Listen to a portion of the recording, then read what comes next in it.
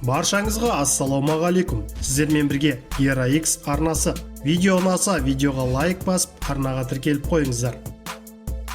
Мәскеуде өткен Eagle Fighting Championship 33 аралас жекпе-жек турнирінде қазақстандық Руслан Сариев пен ресейлік Мансур Малачиев арасында жекпе-жек өтті. Қазақстандық жауынгер UFC чемпионы атағы үшін күресте күтпеген жерден жеңіліс тапты. Сариев пен Малачиев жеңіл салмақта бос тұрған UFC чемпиондық белдігіне таласты. Олардың жекпе-жегі 5 раундқа есептелген еді. Нәтижесінде 3-ші раундта қылғындыру әдісімен Малачиев жеңіске жетті. Осылайша Мансур Малачиев кәсіби мансабындағы 9-ші жеңісіне жетіп, UFC чемпионы атағын жеңіп алды. Ал қазақстандық жауынгер Руслан Сариев алғашқы жеңілісіне ұшырады. Бұған дейін Ресейдің Матч ТВ телеарнасына берген сұхбатында UFC промоушнның негізін қалаушы Хабиб Нурмагомедов Сариевтің UFC-ге жолдама алу мүмкіндігін жоғары бағалаған болатын.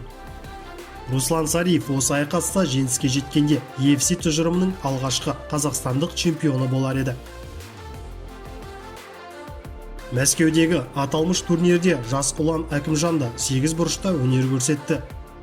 Әкімжан ресейлік Олег Петримовпен кездесті. 3 раундтық жекпе-жек қазақстандықтың бақылауымен өтті. Нәтижесінде жасылан төрешілердің бір ауыздан шешімімен жеңіске жетті. Қазақ файтері үшін бұл осы тұжырымдағы 3-ші жеңісі. Бұл тұжырымдағы алғашқы жекпе-жегін 2019 жылы қазан айында өткізіп, Мигран Арутянды нокаутқа жіберген болатын. Келесі жекпе-жекте Әкімжан Владислав Королевскийден жеңіліс тапты.